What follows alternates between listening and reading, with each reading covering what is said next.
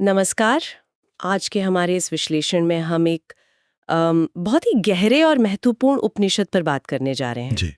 त्रिशिखी ब्राह्मण उपनिषद। जी। ये यजुर्वेद से जुड़ा है। हाँ। हमारे पास जो सामग्री है उसमें इसके कुछ खास श्लोक हैं और उनकी मतलब व्यवहारिक व्याख्याएं भी हैं, बिल्कुल। और ये हमें इसका जो मूल संदेश है उसे समझने में मदद करेंगी। हाँ, और ये उपनिषद अपने आप में काफी अनूठा भी है तो क्योंकि ये सीधे ब्रह्म ज्ञान की बात करता है, मतलब परम सत्य का ज्ञान। लेकिन किसी मुश्किल थ्योरी में नहीं फंसाता। नहीं, बिल्कुल नहीं। ये उसे साधक के मतलब अपने व्यक्तिगत अनुभव से जोड़ता है। हाँ, और यही बात इसे आज के विश्लेषण के लिए इतनी दिलचस्प बनाती है।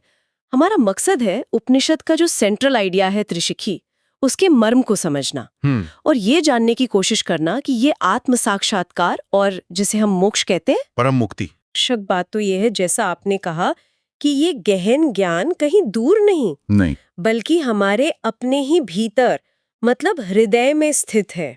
ये असल में सोचने का पूरा नजरिया बदल देता है ना? बिल्कुल। अक्सर हम ज्ञान या दिव्यता को कहीं बाहर खोजते हैं, जैसे ग्रंथों में या तीर्थों में या शायद गुरुओं में। सही बात है। लेकिन ये उपनिषद कहता है, रुको, पहले अपने अंदर देखो, भीतर। और यहीं पर ये थोड़ा रहस्यमयी भी लगता है। हृदय के भीतर ये 3 प्रतीकात्मक शिखाएं या ज्वालाएं। हाँ, त्रिशिखी। ये त्रिशिखी आखिर है क्या, और ये हमें उस शांति या समझ तक कैसे ले जा सकती है जिसकी हम सब कहीं ना कहीं तलाश में हैं? चलिए इसी गुत्थी को सुलझाने की कोशिश करते हैं। ठीक है। शुरुआत करते हैं उपनिषद के पहले मुख्य संदेश से। वो कहता है, त्रिशिखी ही ब्रह्म ज्ञानम हृदय स्थितम। हाँ, यानी त्रिशिखी का ब्रह्म ज्ञान हृदय में स्थित है। बिल्कुल। ये पंक्ति ही आप कह सकते हैं पूरे उपनिषद का आधार है, नींव है। त्रिशिखी मतलब 3 शिखाएं। हाँ, और ब्रह्म ज्ञान मतलब परम सत्य का, वास्तविकता का ज्ञान। और ये है कहाँ? हृदय स्थितम, हृदय में। हृदय में। ये अपने आप में बहुत शक्तिशाली बात है। ये ज्ञान को सिर्फ दिमागी कसरत नहीं, बल्कि एक आंतरिक अनुभव, एक एहसास के रूप में देखता है। हृदय में स्थित, ये सुनने में तो बहुत अच्छा लगता है, काव्यात्मक है, लेकिन इसका व्यावहारिक मतलब क्या है? मतलब ज्ञान तो हम बुद्धि से, मस्तिष्क से जुड़ते हैं आमतौर पर। सही है। तो हृदय में ज्ञान के होने का ये विचार क्या दिखाता है? और ये त्रिशिखी, ये 3 शिखाएं क्या है? कोई असली आग की लपटें हैं? नहीं, ये असली लपटें नहीं है। ये प्रतीकात्मक हैं, सिंबॉलिक। अच्छा। जो स्रोत सामग्री हमारे पास है उसके अनुसार त्रिशिखी यहाँ 3 बहुत जरूरी आध्यात्मिक पहलुओं का संगम है। 3 पहलू? हाँ। कौन से? पहला है ज्ञान, मतलब विवेक, समझ, सच और झूठ में फर्क करने की ताकत। ठीक है, ज्ञान। दूसरा है भक्ति, यानी समर्पण, प्रेम, ईश्वर या उस परम सत्य के प्रति एक गहरा लगाव। भक्ति। और तीसरा है साधना, यानी अभ्यास, अनुशासन, जो ज्ञान और भक्ति है ना, हाँ। उसे जीवन में उतारने का लगातार प्रयास। इसमें ध्यान जैसी क्रियाएं आ सकती हैं। ज्ञान, भक्ति और साधना, अरे ये तीनों तो अपने आप में बहुत बड़े विषय हैं। हैं ही। तो उपनिषद ये कह रहा है कि ये तीनों अलग-अलग रास्ते नहीं है, बल्कि एक ही जगह, हृदय में, एक साथ मौजूद है। ये जोड़ने वाली बात थोड़ी नई सी लग रही है। बिल्कुल बिल्कुल। क्योंकि अक्सर लोग या तो ज्ञान मार्ग चुनते हैं या भक्ति मार्ग या कर्मयोग, साधना मार्ग। हाँ। और यही इस उपनिषद की मतलब खासियत है। ये इन तीनों को अलग अलग नहीं देखता। अच्छा। बल्कि एक जुड़े हुए, एक मिले जुले रूप में देखता है। ये कहता है कि सच्ची समझ, वो ब्रह्म ज्ञान तब प्रकट होता है जब ये तीनों, ज्ञान, भक्ति, साधना, ज्ञान की स्पष्टता, भक्ति का वो जुड़ाव और साधना की निरंतरता, ये हृदय में एक साथ संतुलित रूप में सक्रिय होते हैं। संतुलित रूप में। हाँ, श्रोत में इसे ब्रह्मत्व की चेतना का जागरण कहा गया है। ब्रह्मत्व की चेतना। हाँ, ये सिर्फ सोचना नहीं है, या सिर्फ महसूस करना नहीं है, या सिर्फ कुछ करना नहीं है, बल्कि इन तीनों का एक सुंदर संगम है, एक हार्मोनी है, जो उस परम चेतना का अनुभव कराती है। ये वाकई दिलचस्प है। तो मतलब सिर्फ जानकारी जमा करना नहीं, या सिर्फ इमोशनल हो जाना नहीं, या सिर्फ रस्में निभाना नहीं, बल्कि इन तीनों का संतुलन साधना है। संतुलन। और वो भी अपने हृदय के केंद्र में। अच्छा, ये समझ एक साधक के लिए क्या मायने रखती है? अगला श्लोक तो इसे और भी मतलब गहरा बना देता है। हाँ, वो तो और भी गहरा है। यस्यः हृदि त्रिशिखी स एव परमात्मा, स एव परमात्मा। यानी जिसके हृदय में ये त्रिशिखी, ये ज्ञान भक्ति साधना का संतुलन स्थित है, वही परमात्मा है। ये तो बहुत बड़ी बात है। क्या इसका मतलब है कि इंसानी भगवान है? देखिए, इसे समझना बहुत जरूरी है।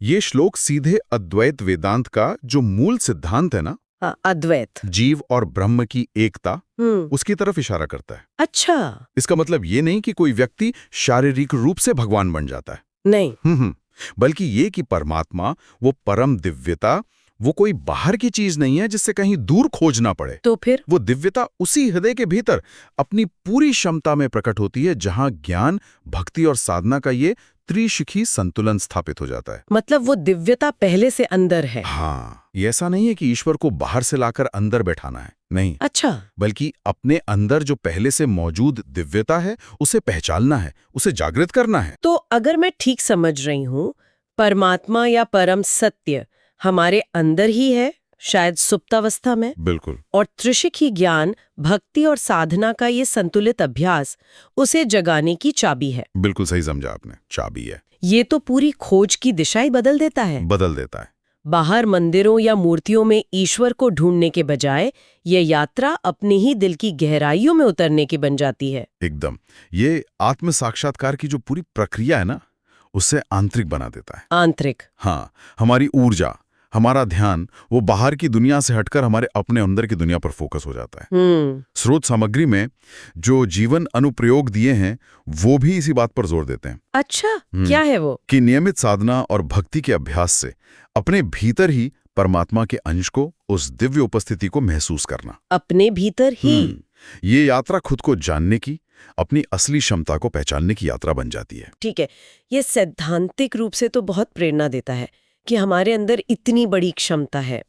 लेकिन इसे सक्रिय कैसे करें, एक्टिवेट कैसे करें? सिर्फ ये जान लेना कि हृदय में त्रिशिखी है और वही परमात्मा का रूप है, ये शायद काफी नहीं होगा। नहीं, काफी नहीं है। जानना पहला कदम है। तो इसे अनुभव में कैसे लाया जाए? यहाँ स्रोत ध्यान की भूमिका पर जोर देता है ना। हाँ, ध्यान। बिल्कुल। तीसरा जो प्रमुख श्लोक है वो इसी तरफ इशारा करता है।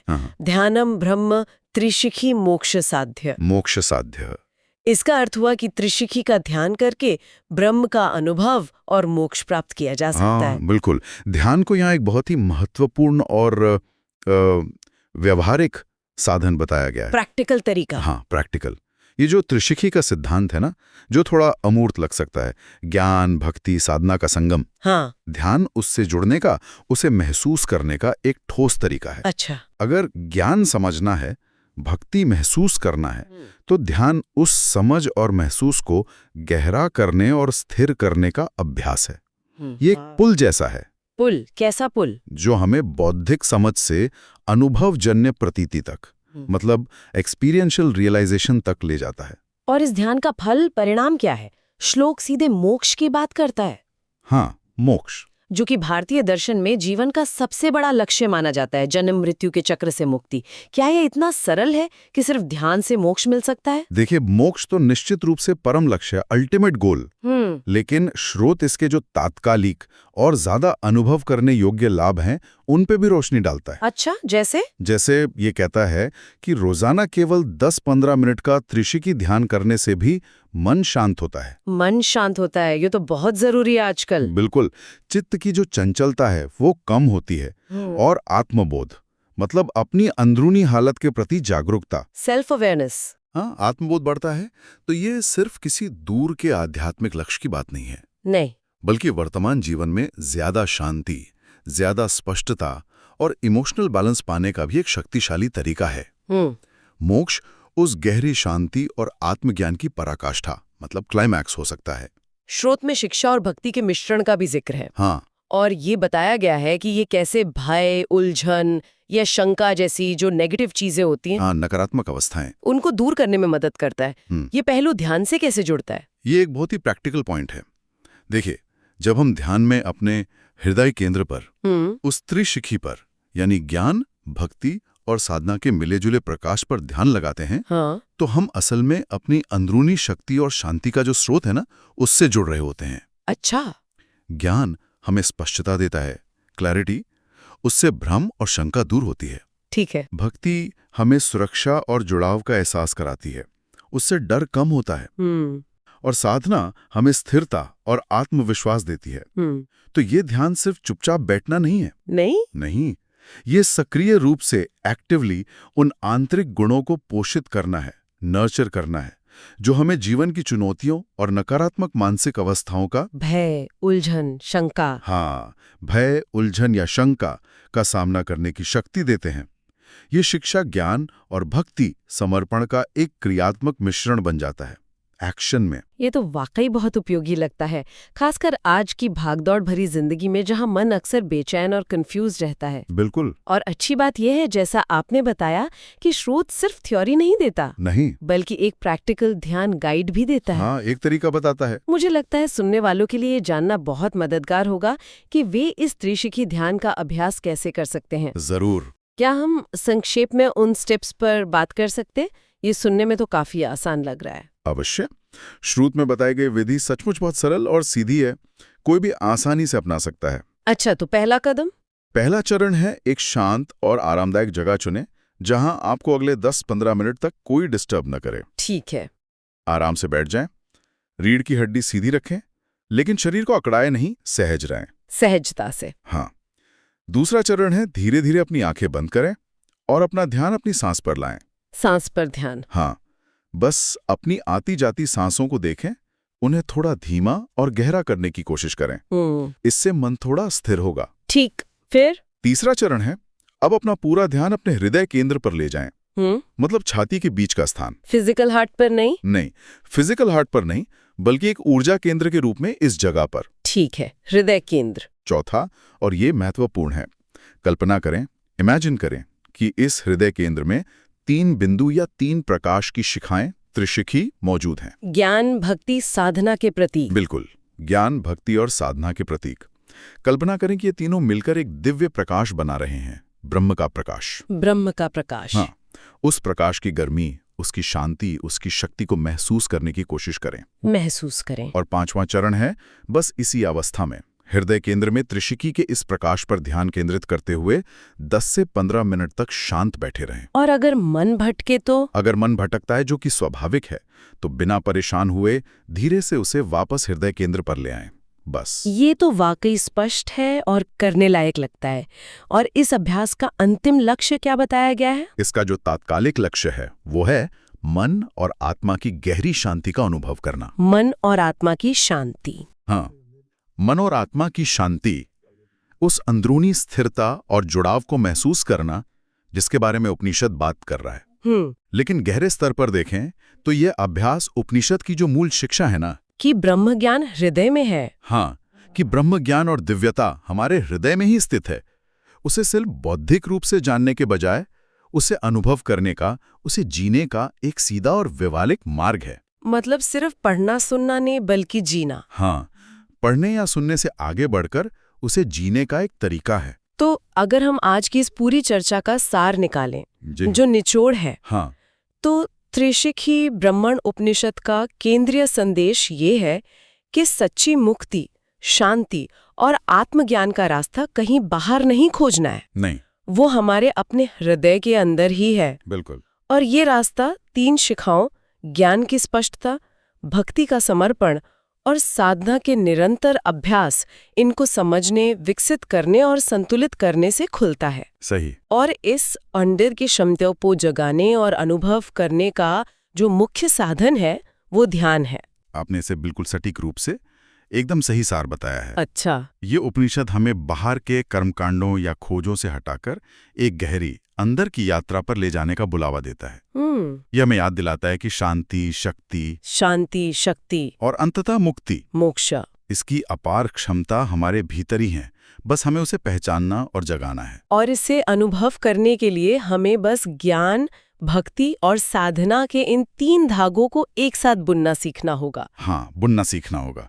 और स्रोत इस बात पर भी जोर देता है कि ये कोई एक बार की घटना नहीं है। नहीं, बल्कि साधना, भक्ति और आत्मचिंतन के लगातार अभ्यास से ये अनुभव और गहरा होता जाता है। अच्छा, गहरा होता है? जिससे हम उस त्रिशिखी में ब्रह्म के प्रकाश को और ज्यादा और ज्यादा स्पष्ट रूप से महसूस कर पाते हैं। तो आज के विश्लेषण से जो सबसे महत्वपूर्ण बात, जो टेक अवे कह सकते हैं, हाँ, टेक अवे वो शायद यही है कि त्रिशिखी ने जो गहरा ब्रह्म ज्ञान बताया है वो कोई रहस्यमयी या बहुत दूर की चीज नहीं है। नहीं, बिल्कुल नहीं। वो हमारे अपने अस्तित्व का हिस्सा है, हाँ, हमारे हृदय के भीतर मौजूद है। और इसे समझ, ज्ञान, हृदय के जुड़ाव, भक्ति और केंद्रित अभ्यास, साधना, ध्यान के एक संतुलित मिश्रण से हम सबके लिए सुलभ बनाया जा सकता है, इसे पाया जा सकता है। हाँ, और मैं इसमें एक अंतिम बात और जोड़ना चाहूंगा। जी। स्रोत इसे केवल एक ऊंचे दार्शनिक विचार के रूप में पेश नहीं करता है। नहीं, बल्कि इसे आंतरिक शांति, इमोशनल बैलेंस और अंततः परम मुक्ति, मोक्ष की दिशा में एक व्यावहारिक कदम दर कदम गाइड की तरह पेश करता है। अच्छा, एक गाइड की तरह। हाँ, ये सिर्फ जानने के लिए नहीं है, बल्कि जीने के लिए एक ज्ञान है। ये ज्ञान को क्रिया में बदलने, अनुभव में ढालने का एक निमंत्रण है। ये सचमुच गहरा है और साथ ही आश्चर्यजनक रूप से व्यवहारिक भी है। इस पूरी चर्चा के अंत में एक विचार मन में आ रहा है। हाँ।